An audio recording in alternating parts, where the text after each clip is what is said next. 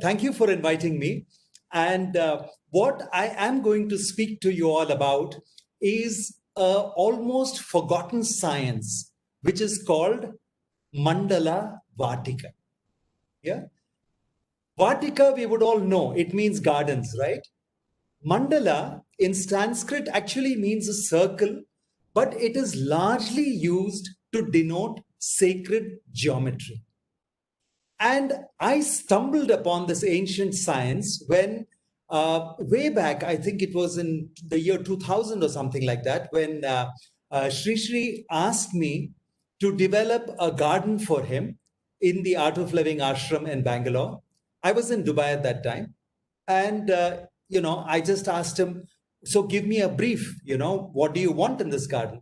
He said, say 5,000 years ago, if there was an ashram, what would the garden have been like? Just do it like that.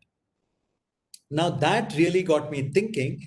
And then I started to do a lot of digging into understanding what were the principles of garden design in the ancient Vedic times. Our Vedic civilization, which was largely nested in that valley of the mythical river Saraswati, or now the extinct river Saraswati, that Saraswat civilization which was there, that was a Vedic civilization. Now, these people, whatever they did it in pursuit of a higher truth. If they philosophized, it was for a higher truth. If they did Ayurveda, it was for a higher truth. If they did geometry, it was for a higher truth. Astronomy, astrology, whatever, anything they pursued, any activity was always directed towards a higher truth. And it is not surprising, therefore, that even their garden design was established on principles which would allow the user of that particular Vatika to experience a deeper perception of the ultimate nature of all reality. So when I started to do research, I found that there was a tremendous science and there was very precise scientific principles on which gardens were established in the Vedic period. And all of them were based on sacred geometry. So you would have, there are some which you would have heard of even today, like we have something called the Nakshatra Vana. You've got the Rashi Vana, you've got Navagraha Vana.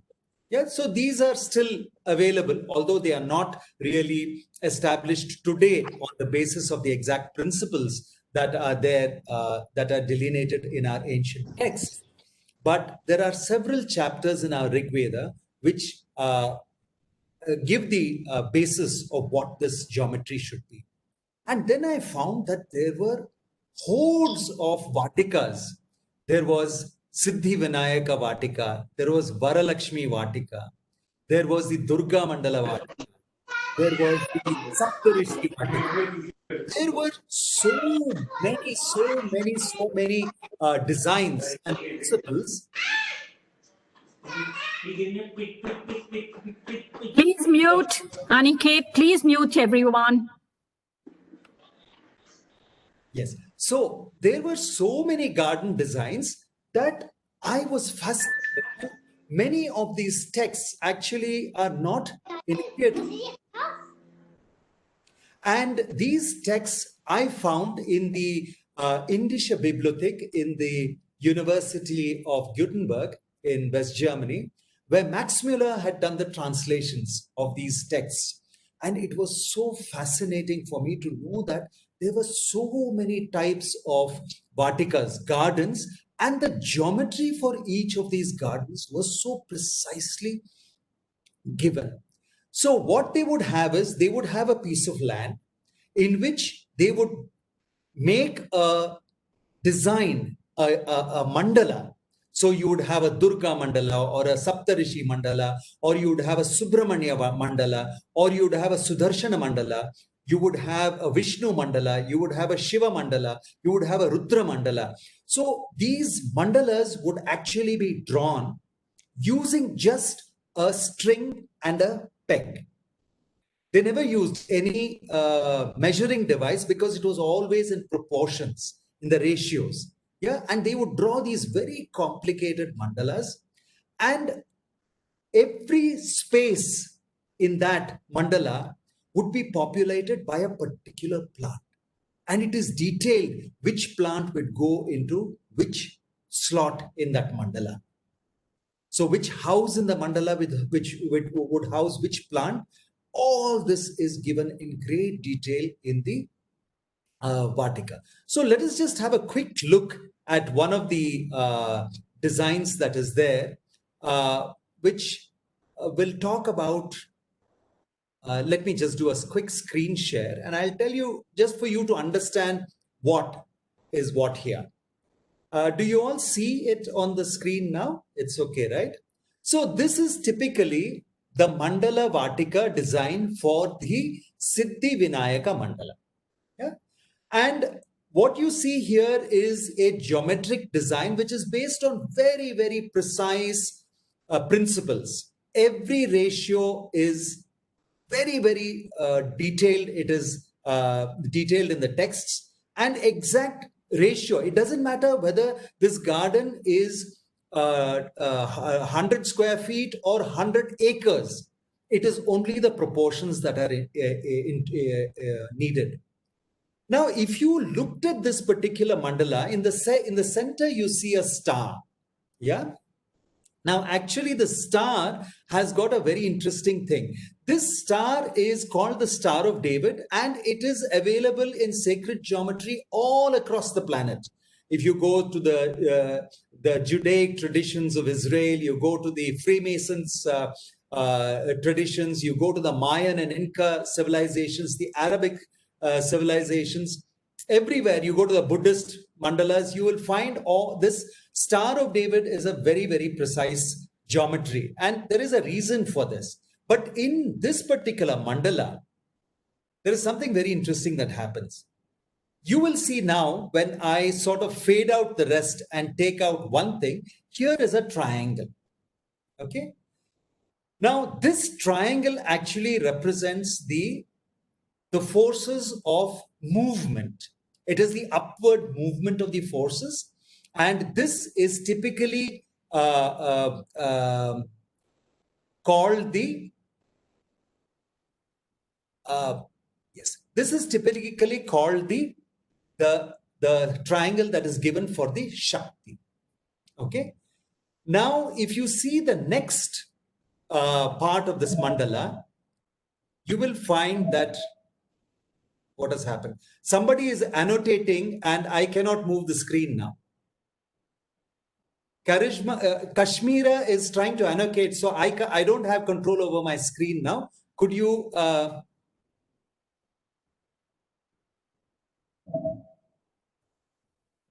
Aniket, will you just check? Kashmira wants to annotate, but I have no control over the screen now. 1 minute, sir. Kashmira? Kashmira? Okay. Sir, can you try now? I will just, I think what I'll do is I'll stop the sharing and restart again. And then yes, maybe that's better. Yeah. Yeah. Okay. Can you see it now? Yes. Okay. You see it. So this triangle is very important because this is the triangle which is talking about the upward movement of the energy, and this is the Shakti. This is related to the Shakti. Now you will see there is another triangle. Now this is a triangle which is giving the downward movement, and this is related to the Shiva energy. Yeah. So you have got something that is a latent energy which is full of potential, and then you have got this one which is activity. And when these two intersect,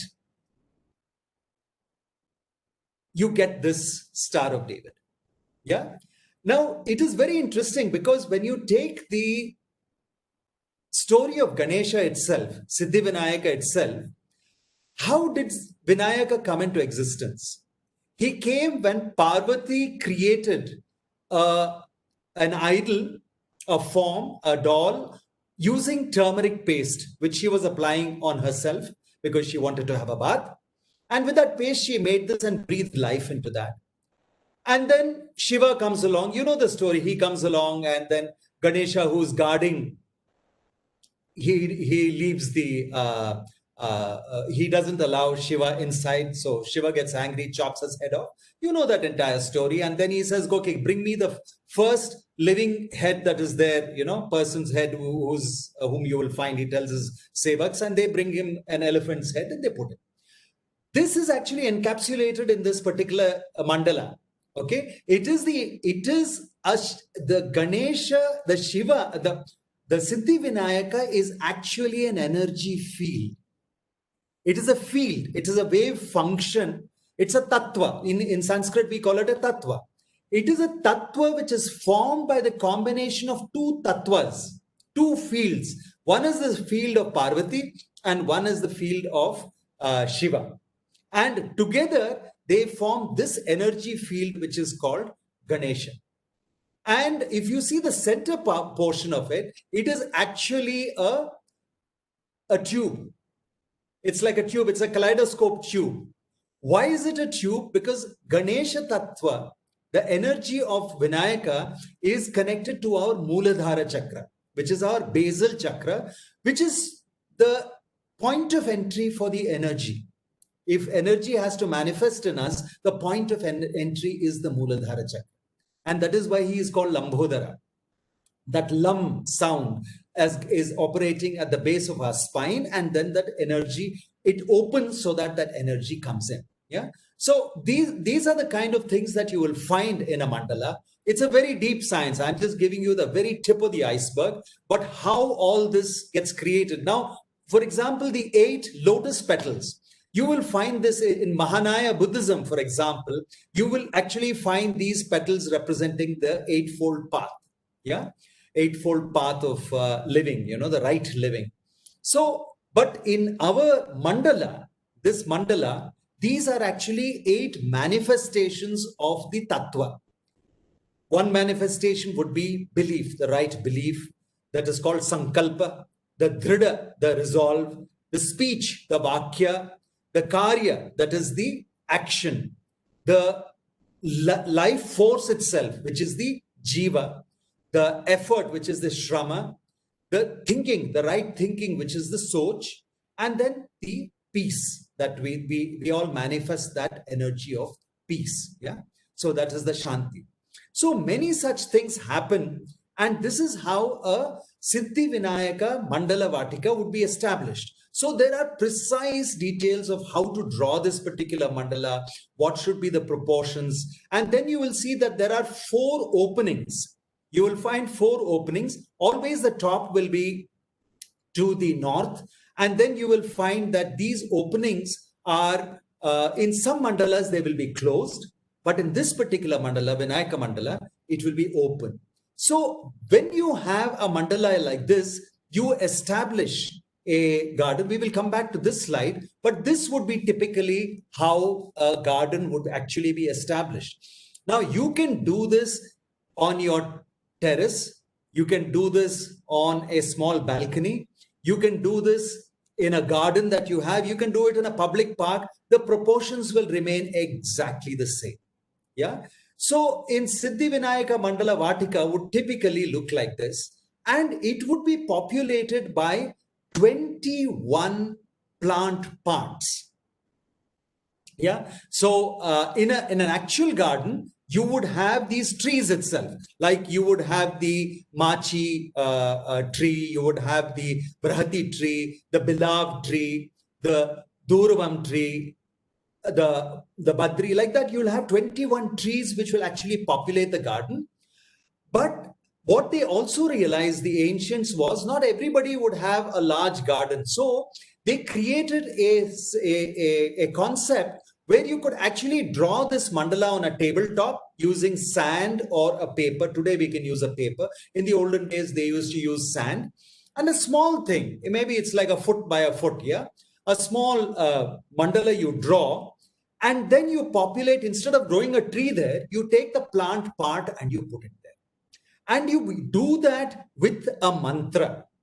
Okay? So, Uma Putraya Namaha Machi Patram Samarpayami. So, you chant this mantra and you offer these plant parts to this mandala. And this can be done inside your house. You know, you can do it at home. So this is a very beautiful science which brings together three types of energies, three types of wave functions. One wave function is coming from the geometry, and we'll see how it comes from geometry. The second wave function is coming from the sound of the mantra. And the third wave function is coming from the plant part. Why plant part, you will ask? Because if you see the traditional homas, the yagyas, what is being offered in those yagyas? It is plant parts, it is seeds, it is fruits, it is leaves, it is roots, it is bark, etc. All those are being offered because when the frequencies of the geometry, the sound, and the plant, they combine together, then it is said that certain portals open. And through those portals, you can get a glimpse of, of the nature of reality. So if we need to understand this particular concept of reality, then we need to understand a little bit about what is the basis of all this. What is really the basis of this Mandala Vatika? Why is it that gardens were made that way? What was the science behind it? Now, to understand that, we have to understand where science today is. And what really amazes me is that very few people in our common, as common people, very few of us really understand what is the cutting edge research that is going on in science today in the understanding of our reality and understanding this creation. You know, we all think that this creation is very real, right? Because I can touch this computer, you're sitting on a chair, you can touch things, you can smell things, you can taste things. Therefore, these are all physical objects and we live in a physical world, right? Now, this is what science had been saying for some time, that everything is made up of molecules. Those molecules are made up of atoms, and atoms are made of electrons, protons, neutrons, etc., etc. And therefore, we have this whole universe created. But today, that is not the case. And if I've put together a few video clips, which will tell you what the scientists are thinking about and what is their understanding of the physical world that surrounds us and we live in today. And these are from, curators of science, which have got the latest information. This information that I'm sharing with you might not be more than a year and a half old. Yeah. So let's quickly try to go here. And the idea would be for you to get a quick glimpse at what we are talking about here. What is the universe really made of? What is truly fundamental in the reality that we perceive? In 400 BC, Greek philosopher Democritus came up with the idea of atoms as being fundamental. He believed that these were solid pieces of matter which could not be divided any further. 2,300 years later, in 1897, J.J. Thomson discovered something smaller than an atom called the electron. And in 1912, Ernest Rutherford discovered that atoms had nuclei. Then we found that nuclei were composed of protons and neutrons. These were thought to be the fundamental components that all things are made of until the 1960s, when we found that neutrons and protons were composed of even smaller things called quarks. Two kinds, up quarks and down quarks. Today, everything that you can see around you is thought to be made up of just these three particles: electrons, up quarks, and down quarks. That's what all atoms are made of. Your phone, your desk, your skin, your grass, everything. This is what most people are taught in science class. The only problem is, it's not true. And physicists have known this for decades. These particles are really not fundamental. The best theory in physics tells us that there really are no particles at all. So we get now to understanding where science is. And the reason why I'm playing these videos is because I'll very quickly converge to what our Vedic tradition tells us about the nature of reality And you will be more than surprised to see the convergence in the thought. The latest that is there in science, cutting edge science, and then what today is available to the common man in terms of the Vedic knowledge. Because Vedic knowledge, as you know, for a long time, it was very cloistered knowledge. It was available only to a few people. But today, a lot of us have got far deeper access into the Vedic traditions, right? So let's just try to explore a little more of what science is saying, and then we will come back to what the Vedic traditions have to say. The idea of particles, even the particles that I've talked about numerous times composing the standard model, is not what the universe is actually made of. The particles are fiction. They're convenient representations that are not really the best understanding of the universe today. The fundamental nature of the universe are not particles, but fields. These are fluid-like substances that can be perturbed, they can vibrate and experience excitations. If you take a strong metal box and remove everything from it, all the gases, all the atoms, all the photons, what will be left in that box? This is what we think of as a vacuum, like the vacuum of empty space. But in fact, this vacuum is alive with fields, and they're constantly moving and changing. The Heisenberg uncertainty principle means that a quantum field cannot sit still. Instead, they're moving and vibrating, changing their value over time.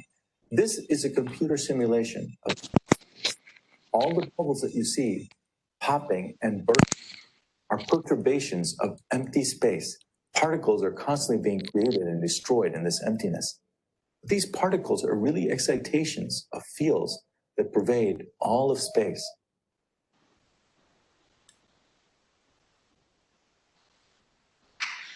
So you see what science is telling us now, that there are no particles, because everything, whether it is a proton, a quark, a neutron, or whatever, they are only fields. And these fields exist everywhere through the universe. Even in the deep space where we say nothing exists and it's a pure vacuum, these fields exist. And this is what our Vedic tradition has always been saying, that everything is pervaded by something called a Brahman. Yeah. And that is a tattva.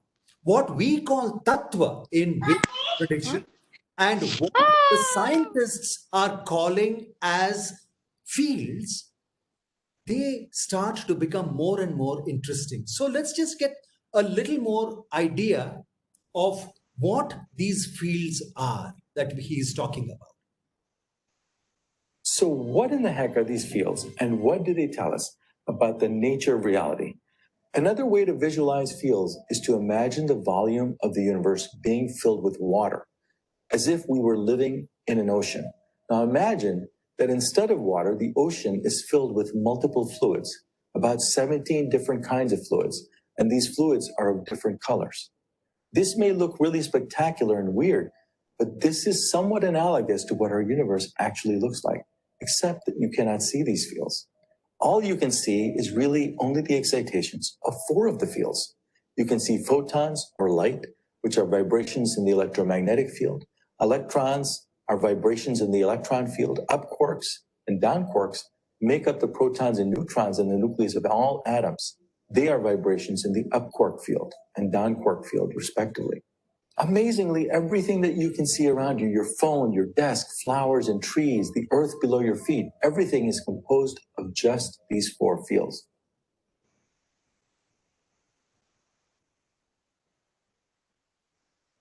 So this is getting curiouser and curiouser, because science today, especially after the discovery of the Higgs particle, Higgs boson, they have now confirmed that only because of interacting fields, an illusion of matter is created. And it will be very interesting to understand how that illusion itself is created. So we will just have one more video from the scientific community so that we can understand really what they are talking about and how these fields create what we experience as a physical But there universe. appears to be a dilemma here, because you have learned in school and in my videos too that quantum mechanics is all about discrete things. That's why it's called quantum. But fields are continuous, not discrete. So there appears to be a conflict here between the idea of the discreteness of particles as presented in quantum mechanics and the continuous nature of fields. So how are these two ideas reconciled? The combining of field theory with quantum mechanics is called quantum field theory, or QFT. So essentially, all the excitations of fields happen only in chunks of energy. The energy of the wave is determined by the mass of the particle. What is a mass? A mass of a particle is just the energy needed to vibrate its field. Energy, if you recall, is equivalent to mass using Einstein's famous equation, E equals mc squared. The field will simply not accept energies below a certain threshold. Once you tap the field hard enough, however, a particle is created. This discrete unit of energy that the field can accept is what we call the rest mass energy of the particle in a field. It is the fundamental amount of energy that must be added to the field in order to create a particle. So, for example, one electron is created when an electron field is excited by 0.511 mega electron volts, which is the mass of one electron. If you add energy equivalent to 0.4 mega electron volts, no particle gets created. If you put in 1.1 mega electron volts, then 2 electrons get created, and so on. This works for all the particles. All the electrons in your body and my body are waves in the same underlying field. The field is fundamental. The electrons are not. Also present in this room and your room are the up quark field and the down quark field. And all the atoms in your body are composed of particles, which are ripples in these 3 fields. It's the same field that you, I, and everyone on Earth is in. In fact, it's the same field that all the other planets and the sun is in. We are basically composed of ripples in the same 3 fields everywhere in the universe. Now, there's no indication that ripples in my field can communicate with the ripples in your field, but it's one continuous field and everything is connected to it. Measure it. So, for example, the shape of the electromagnetic field is the wave function of photons. The shape of the electric field is the wave function of electrons, and so forth. The wave function is what really exists. And when you observe the electron, you don't see the wave function because the wave function has collapsed into a discrete value.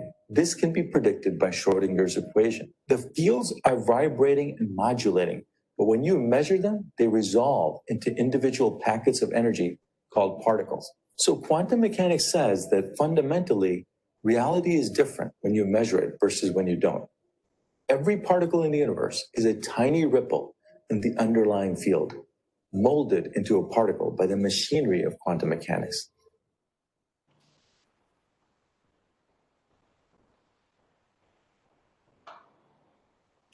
So this is interesting because actually the entire universe is made up of fields, and these fields are interacting with each other. They say that there is a field of Shakti and there is a field of Shiva, and those fields interact to create a field of Vinayaka. It is the same thing what the scientists are saying. There is an up quark and a down quark, and these interact to form a neutron. And there is the interactions which generate protons. So, and these interact to form atoms. Now, this interaction is not actually a particle that's being created, but it is a ripple. When that ripple is big enough, so if you tap the wave field hard enough, a ripple forms which sustains itself, and that is what we see as physical reality. And it is amazing because I will just share this very extraordinary text from the Nasadiya Stupta, which is from the Rig Veda. And this has got something that is very beautiful of the Vedic interpretation of what reality is.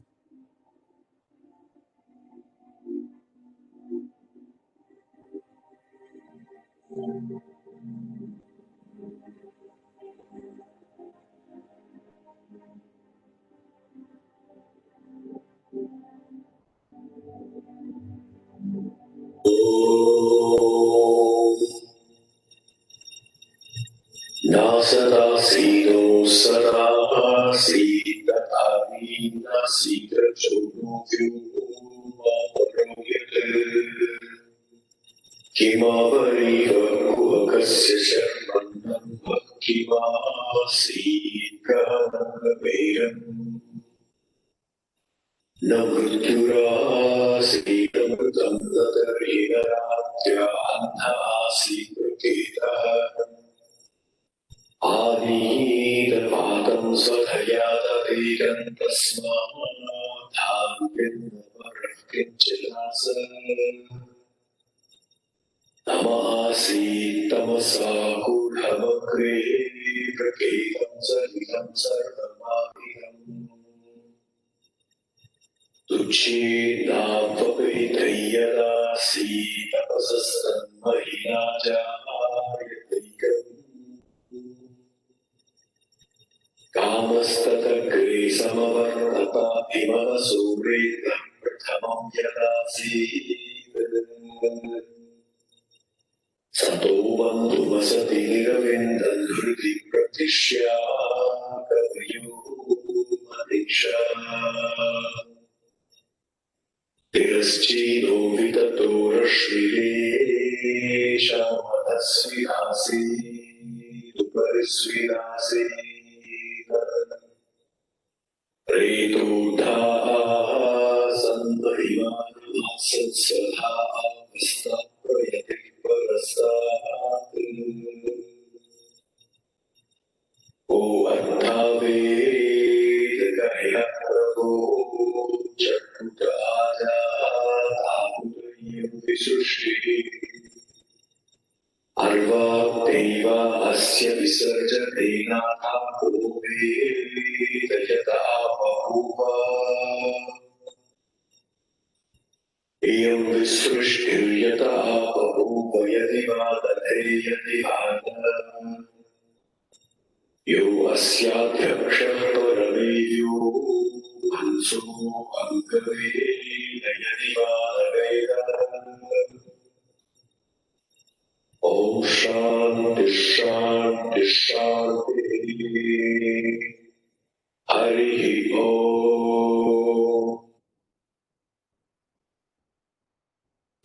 So this is really the finest essence of the understanding that the Vedic tradition has on our reality.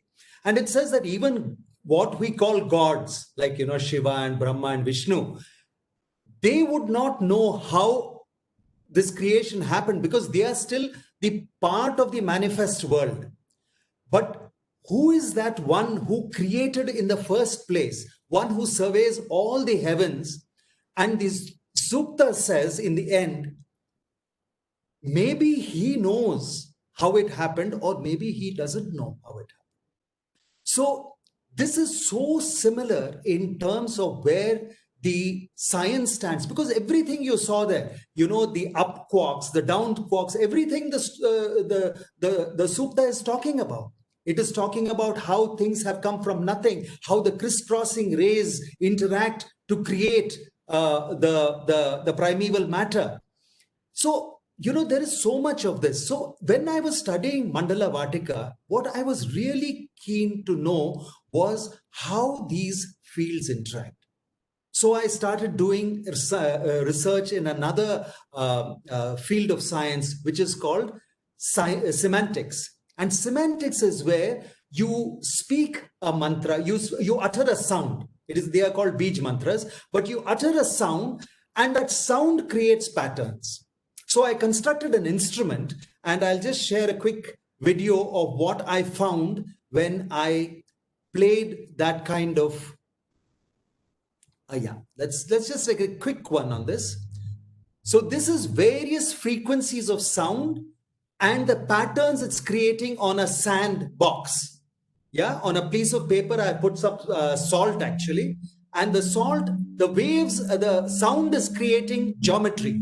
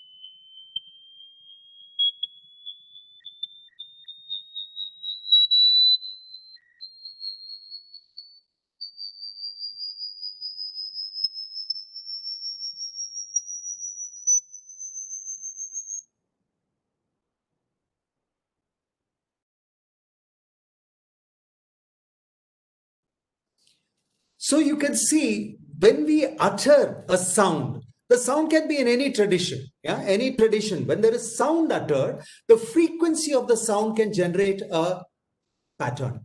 The rangoli that we put in front of the house is a derivative of the Mandala Vatika. In the olden days, a Tulasi katta used to be there in the center, and they used to do this sacred geometry around it, and then they used to chant a mantra. That is the still surviving relic of the science of Mandala Vatika. And then I collaborated with my friends in Yale in the Department of Forestry and Environment, Shirley and her team, where we analyzed plant frequencies. I don't have enough time today to show you those videos. I have them, but we will take it up some other time. But we actually captured the frequencies of plants.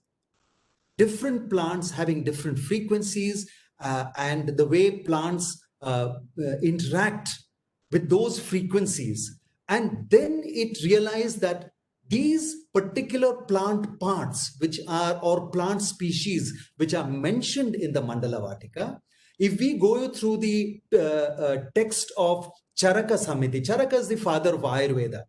And if you go through his text, he talks about how these plants have a tremendous effect on our own emotions and our mind, and how plants and your nakshatra, your star, time of birth, etc. In fact, the science of astrology itself is a mandala.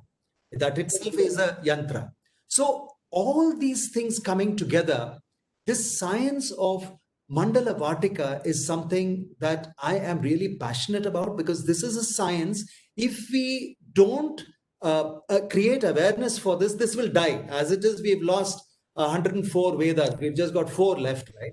This will be another thing that will go. So this is the thing that I now am very passionate about in propagating, and for people who wish to learn this particular science, I conduct workshops where I teach this particular science to people, so that you retain this tradition which is there, and 2, you experience, because the experience of drawing that mandala, experience of chanting that mantra, experience of putting that plant part in those various specific places, that is a very, very deep experience. So in this talk, I just wanted to give you a glimpse of what the science is. It is a very deep science, and I really hope that in the years to come, it will revive itself, and people like you will take steps to popularize this, and maybe even teach this particular science. Yes, some of you might want to teach this particular science.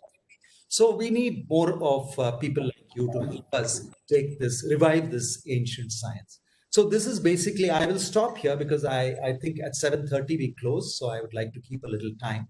If there are any questions that you wish to post on chat, then I can give this.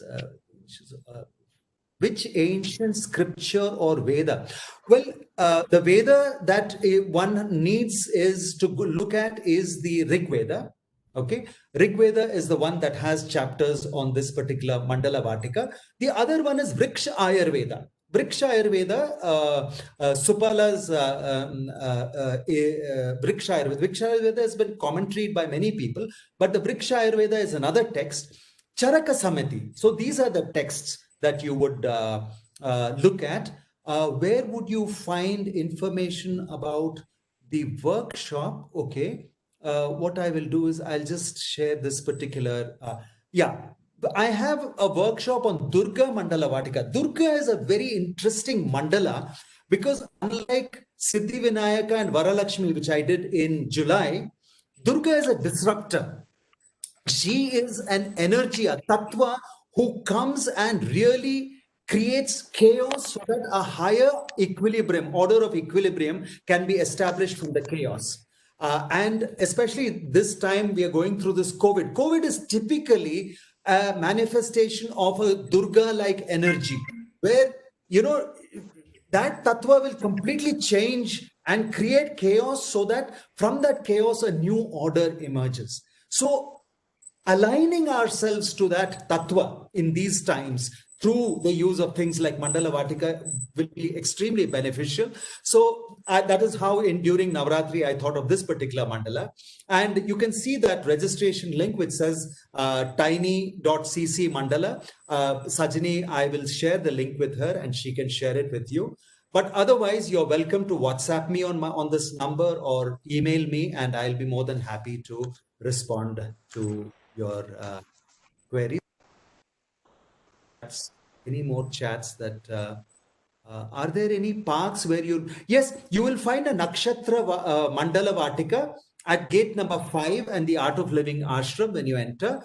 Perhaps not done to the strictest codes of the Vedic tradition, but nonetheless, a very good experience you can have.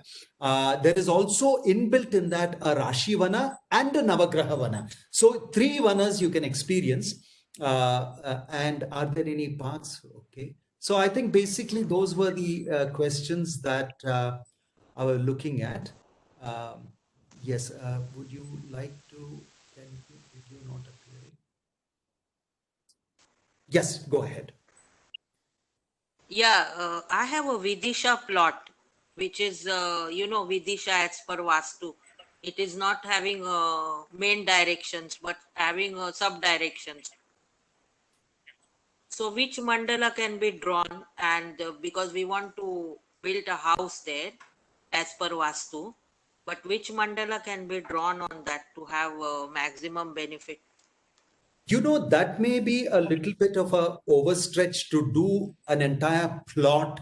What kind of mandala to be, to orient that entire plot into a mandala will be very difficult.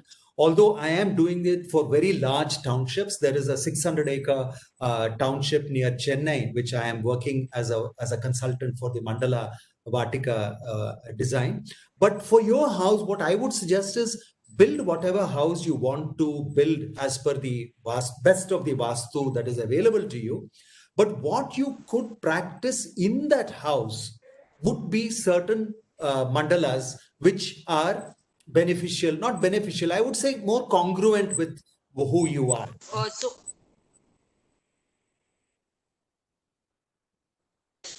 actually it's a Can't hear. Vidisha plot. Yeah. So I understand that. Can we take this offline? Yeah. Constructing house in such. Come on WhatsApp me. Yeah. Okay, Then fine. offline we can discuss this. Yes. Okay. Are there any questions? Thank you. Further questions? Right. Prabhakar, that was really amazing. Okay, someone has a question. Go ahead. Yes, I have a question. Can you hear me, Doctor? Yes, very much. All right. Okay. What are the benefits of Mandala Vatikas to us humans? Is it just flowing with the energy flow of the universe? Is that what it is? Okay. So this is akin to a question which has come out. If you are living in apartments, for example, now when you do a tabletop Mandala Vatika is on a piece of paper, you draw the sacred geometry, then you offer the plant parts with a mantra to it. Okay, it is as simple as that. Okay, we take away all the mumbo jumbo and the frills. That is what is the basic content of a Mandala Vatika. Now, what happens when you do a Mandala Vatika? Okay, like for example, let us take the example of the upcoming Mandala Vatika of Durga Mandala Vatika. Okay, we are going through a chaotic period. Yeah, and if you always see, our planet has gone through chaos, then a new order emerges. Then it goes through a period of prosperity and all that. And then again, there is chaos. And again, whether it's the smallpox, Second World War, First World War, whatever it is, we have gone through that.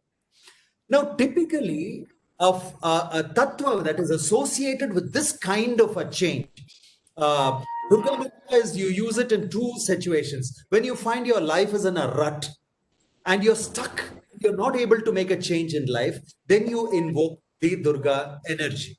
And you can do that through a Durga Mandala Vatika.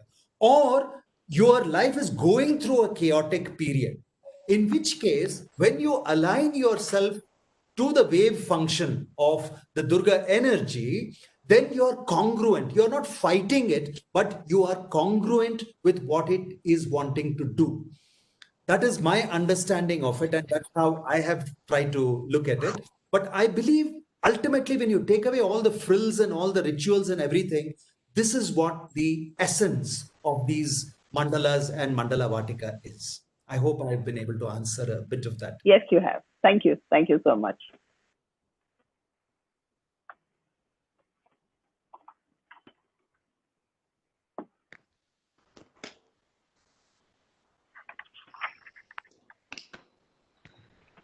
Hello, sir. Prabhakar Rao has said. So just 2 minutes, after which we will have the vote of thanks by Beena. So please reflect, do a lot of reflection on what has been said. Amazing things have been said today. So let's just think about them. Thank you, Doctor. Thank you very much. 1 minute silence, please.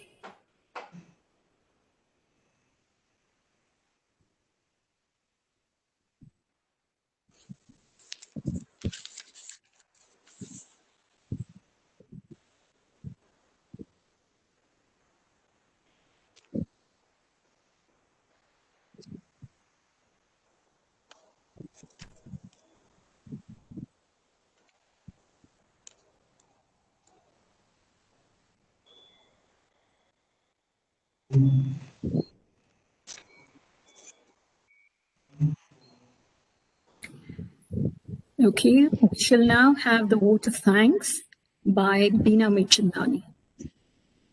Thank you so much, Doctor.